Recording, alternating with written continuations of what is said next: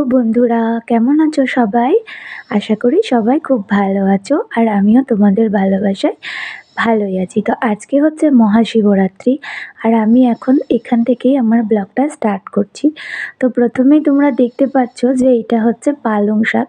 তো পালং পাতাগুলোতে অনেক পাতা হয়েছে আর শীষও হয়েছে, তবে শীষগুলো একদম পাতলা।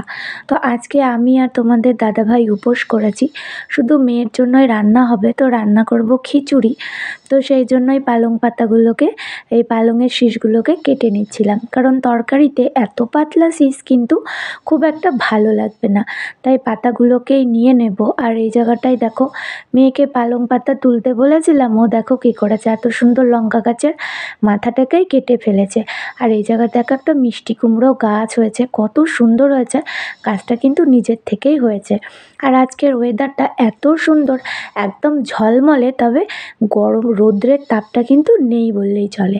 আর এই যে দেখো, বাড়িঘর কিন্তু একদম পরিষ্কার করে ফেলেছি, কেননা উপোস করেছি আর বাড়িঘর পরিষ্কার করব না। আর তোমরা তো জানোই আমার এখনও ঘরের মধ্যেই ঠাকুর আছে।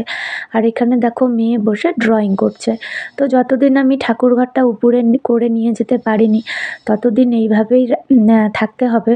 তো বিছানার চাদরগুলো সব কেচে ধুয়ে মেলা হয়েছে, আর যেগুলো কাঁচা চাদর সেগুলো পাতা হয়েছে। আর এইখানে দেখো, তোমাদের দাদাভাই সকাল সকাল আমাকে সব বাজার টাজার করে দিয়ে ও হচ্ছে কাজে চলে গেছে। আর ওই যে বললাম দাদাভাই আজকে উপোস আছে।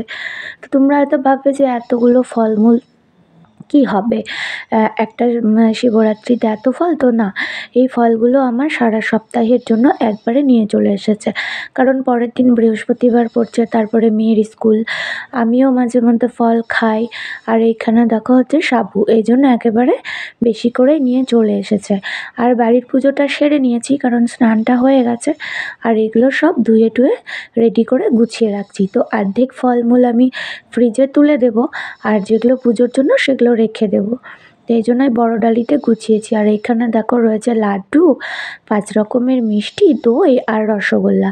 তো রসগোল্লাটা বরাবরই আমার ফ্রিজে রাখাই থাকে, ফুরিয়ে গেছিলো তাই আবার নিয়ে চলে এসেছে। তো আজকে পুজোও হবে আর ফ্রিজে তোলাও থাকবে। হঠাৎ করে বাড়িতে কেউ এলে পরে আর কিছু না হোক, মিষ্টি জল দিয়ে তো সম্মানটুকুটা করাই যায়। আর এখানে দেখো নিয়ে এসছে ধুতুরা, আর এগুলো হচ্ছে ভাঙের পাতা, আর একটা বেল আছে, আর ধুতুরা ফুলের কাঁটা। তো দেখো ভাঙের পাতা কতগুলো নিয়ে এসছে, আমি বলেছিলাম 2-1টা পাতা নিয়ে আসবে, উনি হচ্ছে 1 বোঝা নিয়ে এসছে। প্রথমে ভেবেছিলাম বোধহয় মেথি শাক, তারপরে দেখি না বাবা কতগুলো ভাং। তো এটা নিয়ে আবার হাসাহাসি করলাম যে আজকে হচ্ছে সমস্ত সিদ্ধি পাতাগুলোকে বেটে রস করে শিবের মাথায় তো ঢালি আমি ভাং পাতার রস, তোমরা ঢালো কিনা আমাকে জানাবে, আর তোমাকেও খাইয়ে দেবো। তো অনেক হাসলাম। এইবার দেখো ওইদিকে সব গুছিয়ে টুছিয়ে এবার এসছি রান্নাঘরে, কারণ মেয়ের জন্য বললাম একটু খিচুড়ি করব, তার জন্য একটু চাল ডাল ওই জলে ভিজিয়ে রাখবো, তাহলে অল্প খিচুড়ি তো সিদ্ধ হতে চাইবে না, আর একটু ভিজিয়ে রাখলে তাড়াতাড়ি সেদ্ধ হয়ে যাবে। আর এখানে দেখো এই যে পালং পাতাগুলো শীষ থেকে বের করে নিচ্ছে, আর এই যে দেখো ড্রয়িংটা করে নিয়ে এসেছে। তো প্রদীপ এঁকেছে, বেশ ভালোই এঁকেছে বলো। আর একটু সোয়াবিন, ফুলকপি, গাজর, আলু, টমেটো দিয়ে করব। আর এখানে হচ্ছে বেগুন কেটে রেখেছিলাম, বেগুন ভেজে দেব। তো তেমন কোনো মশলা নয়, যেহেতু মেয়ে খাবে, তো সাদা তেলের ওপর জিরে ফোড়ন দিয়ে ওই আলু, ফুলকপি, মটরশুঁটি, গাজর সবগুলোকে একটু ভালো করে ফ্রাই করে নিয়ে, একটু সোয়াবিনটা দিয়েও ফ্রাই করে নিয়ে, তারপরে টমেটো, পালং শাক, লবণ হলুদ দিয়ে, আর একটু গোলমরিচের গুঁড়া, একটু আদা, এগুলো দিয়েই মানে খিচুড়িটা করে নেব। এটা খুব হেলদি একটা রেসিপি, জানো তো, বাচ্চাদের জন্য মানে প্রচণ্ড হেলদি একটা রেসিপি, কারণ আমার মেয়েকে আমি অনেক ছোট থেকেই কিন্তু এইভাবে সোয়াবিন দিয়ে, এই শাক পাতা দিয়ে কিন্তু খিচুড়িটা খাওয়াই। তো এতে করে আমি অনেক বেনিফিটস পেয়েছি আমার মেয়ের দিক থেকে, বলছি আমার এক্সপিরিয়েন্সে। তো তোমরাও যারা ছোট বাচ্চা আছে তারা কিন্তু এভাবে খাইয়ে দেখতে পারো। তো বেগুন ভাজার খিচুড়িটা আমার রেডি হয়ে গেল। তো ব্যাস, মেয়ের লাঞ্চ কমপ্লিট। এবার হচ্ছে এইদিকে আমি পুজোর জোগাড়টা শুরু করে দিই। তো প্রথমে হচ্ছে সাবুটা ভিজিয়ে নেব, কারণ সাবু ভিজতে একটু সময় লাগে। আর সাবু জানো তো, বেশি জলে কিন্তু কেউ ভিজাবে না, সাবু একদম হালকা জলে ভিজাতে হয়। আমি তোমাদের দেখিয়ে দিচ্ছি সেই টেক্সচারে। তো সাবুটা 2-3 বার খুব ভালোভাবে ধুয়ে আর এইভাবে জলটা দিয়ে দিব। আর এই যে দেখো, এই হাতে লাগা জল, এই চেপে চেপে যে জলটুকু, এইটুকুটাতেই ভিজাতে হয়, তাতে করে পোলাও হোক বা সাবু মাখা খুব ভালো হয়। আর এখানে আলতা পরবো, আর এখানে মালাগুলো গাঁথবো। তো তোমাদের সাথে কথা বলতে বলতে আমার আকন্দ ফুলের মালাগুলো গাঁথা হয়ে গেল। তো আমি 4টা মালা গেঁথেছিলাম, বাড়ির ঠাকুরের জন্য 2টো আর মন্দিরে নিয়ে যাব 2টো, কারণ আমি 2টো মন্দিরে যাব জল ঢালতে। আর এগুলো সব বাড়ির ফুলই জোগাড় করা। আর এখানে মেয়ে আলতা পরবে বলে বসে গেছে। তো বাইরে গান বাজছিল মাইকে অনেক জোরে জোরে। তো অ্যাজ ইউজুয়ালি যেটা হয় তোমরা জানোই, গানের কারণে আমরা কপিরাইট খেয়ে যাই। তো সেই ভয়ে আমাকে মিউট করতে হয়েছিল। তো ওকে আমি জিজ্ঞেস করছিলাম যে শিবরাত্রি করলে কি হয়? তো মেয়ে আমাকে উত্তর দিল যে শিবরাত্রি করলে নাকি শিবের মাথা ঠান্ডা হয়। তো আমি তো খুব হাসছিলাম, জানি না ও কোথায় শিখেছে, হয়তো ওটা ওর এক্সপিরিয়েন্স যে শিবের মাথায় তো জল ঢালা হয়, তো জল ঢাললে মাথা ঠান্ডা হয়। তো এই যে দেখো আলতা পরিয়েছি আর ও আলতা পরে খুব খুশি। তো কেমন হয়েছে ওর আলতা পরানোটা অবশ্যই কমেন্ট করে জানিও। তো একদম প্রায় বিকেল, এখন বাজে 3টে। তো 3টে থেকে আমি জোগাড় করতে বসেছি। তো প্রথমে আমি এখানে শরবত করলাম। তো আমি ভোলেনাথের জন্য এইটুকুটাই ভোগ প্রতি বছরই দিই, একটু শরবত করি আর হচ্ছে মিষ্টি দিই আর হচ্ছে সাবু মাখা। আর এক্সট্রা কোনো কুচো নৈবেদ্য করি না, কারণ যা ফল আমি কুচিয়ে নিই সমস্ত কিছুই কিন্তু সাবুর মধ্যে আমি দিয়ে দিই।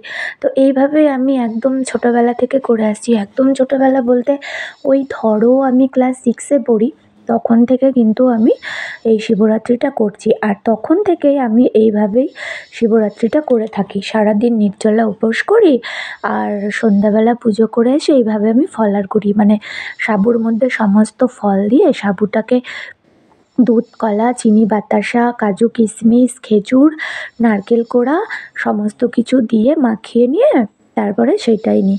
তো এইভাবেই ফলার করে আসছি। তো এইবারে আমার শরীরটা ভালো না।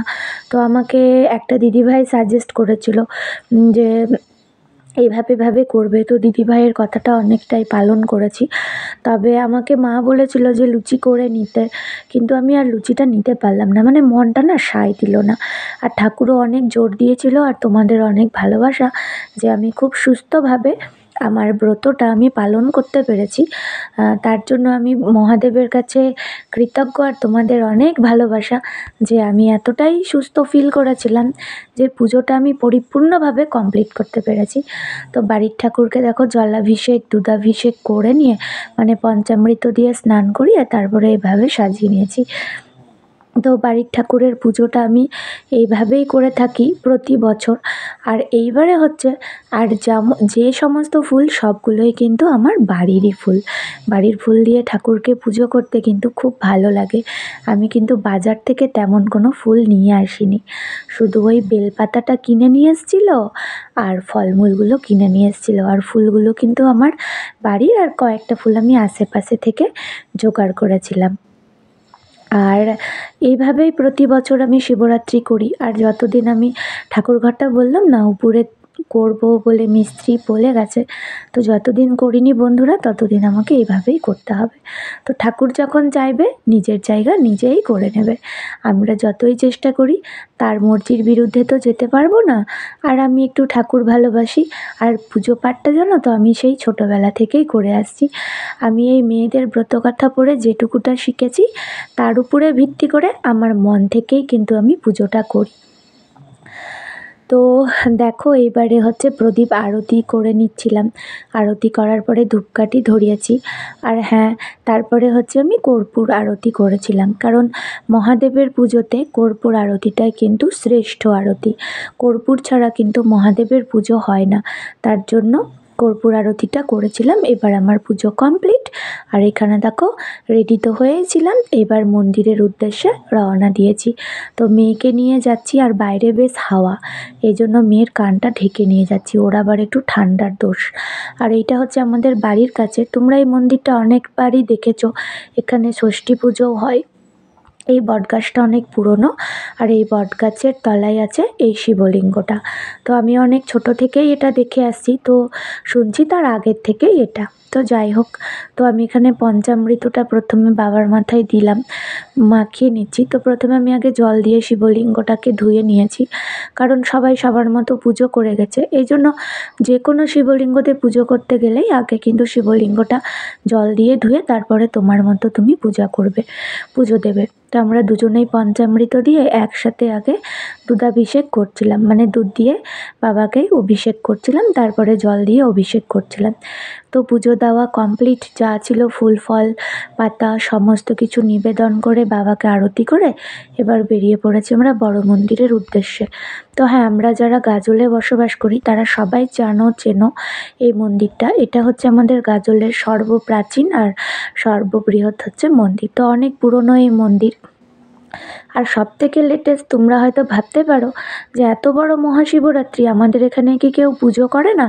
সারা রাস্তা ফাঁকা, মন্দির ফাঁকা। তো এইখানে বলে রাখি, একটা চালাকি আমি করেছিলাম, আর চালাকিটা হচ্ছে আমি কিন্তু একদম সন্ধে পড়তে বেরোইনি। সন্ধে পড়তে বেরোলে অনেক ভিড় তোমরা দেখতে পেতে। আমি বেরিয়েছিলাম প্রায় 9:30 নাগাদ। তো এই চালাকিটা আমি কয়েক বছর ধরেই করে আসছি, এই জন্যই একদম ফাঁকা আর খুব মন পবিত্র করে পুজো দিয়েছি। তো তোমরা বুঝতেই পারছো। আর এখানে দেখো পুরোহিত মশাইও পেয়ে গিয়েছিলাম। তো আমরা একদম পুষ্পাঞ্জলি দিয়ে দুজনে মিলে খুব ভালো করে পুজো দিয়ে বাবাকে প্রণাম জানিয়েছিলাম, আর মনটা একদম পবিত্র হয়ে গেছিলো। তো চালাকি একটু করেছিলাম। এইবার হচ্ছে চলো বাড়ি যাওয়ার পালা, পুজো আমার শেষ হয়ে গেছে। তো আজকের ব্লগটা একটু বড় হয়ে গেল, তার জন্য সরি। তো যারা এতক্ষণ ধরে আমার বকবকানি ধৈর্য সহকারে শুনলে, আমার ব্লগটা দেখলে, তাদেরকে অসংখ্য অসংখ্য ধন্যবাদ। ভোলেনাথ তাদের অসংখ্য কৃপা করুক। তোমরা সবাই তোমাদের পরিবার নিয়ে সুখে শান্তিতে থেকো। দেখা হবে পরের একটি ব্লগে। ততক্ষণে সবাই ভালো থেকো, সুস্থ থেকো। Love you all friends. Take care, bye bye. সবাই ভালো থাকবে, সুস্থ থাকবে। দেখা হবে পরের একটা ব্লগে।